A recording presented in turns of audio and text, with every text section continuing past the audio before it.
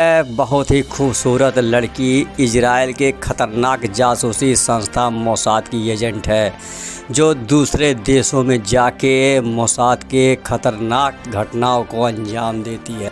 अगर ये खूबसूरती में बेमिसाल है तो बुद्धि, एक्टिंग और होशियारी चालाकी में भी ये कमाल की है। इस महान जासूस लड़की का नाम सिंडी है। ये बात 1986 की है। अब आते हैं इसके एक वीर गाथा पे, तो लीजिए भैया लोग सुनिए। इजराइल में एक नवयुवक रहता था बन्नू। वह उस समय 26 साल का नवयुवक था, बहुत ही सुंदर था। वह इजराइल के परमाणु रिएक्टर में एक टेक्नीशियन के पद पे तैनात हुआ। बताते चलें आपको, पूरी दुनिया उस समय इजराइल के पास परमाणु हथियार है यह जानती नहीं थी। यहाँ तक कि अमेरिका की जासूसी संस्था CIA को भी अंदाज़ा था कि उसके पास 10 परमाणु बम बनाने लायक सामान है, इससे ज़्यादा कुछ भी नहीं। बन्नू उसी लैब में टेक्नीशियन था जिसमें परमाणु बम बनाने की तैयारी चल रही थी, जिसे बन्नू को बहुत ही बुरा लगा।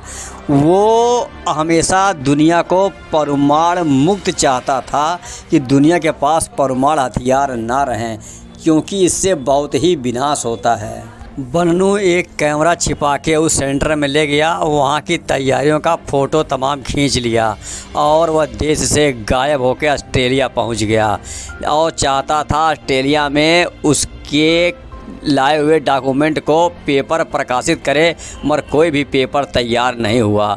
तो फिर वो इंग्लैंड आ गया। इंग्लैंड में जैसे ही ये प्रकाशित हुआ कि इजराइल के पास परमाणु बम है, दुनिया में हड़कंप मच गया। इजराइल में तो भूचाल आ गया, इजरायली सरकार के पैरों तले ज़मीन खिसक गई।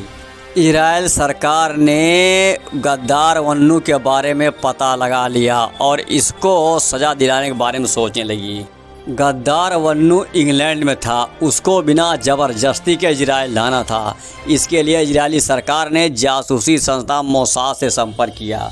मोसाद ने इस काम को अपने जासूस सिंडी को सौंपा। अब बताते हैं कैसे इनका अपहरण हुआ।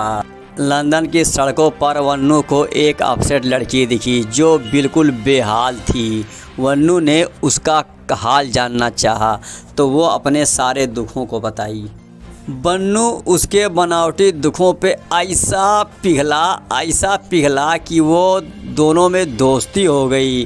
फिर दोनों चाय काफ़ी साथ में पीने लगे और एक दूसरे का फ़ोन नंबर ले लिए।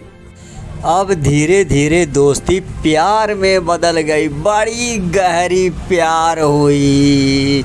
वो चूतिया इसके प्यार में ऐसा दीवाना हुआ कि दिन और रात कुछ दिखाई ही नहीं दे रहा था। इसको पूरी तरह दीवानगी चढ़ी थी। अब वो इसे इंग्लैंड से बाहर ले जाना चाहती थी।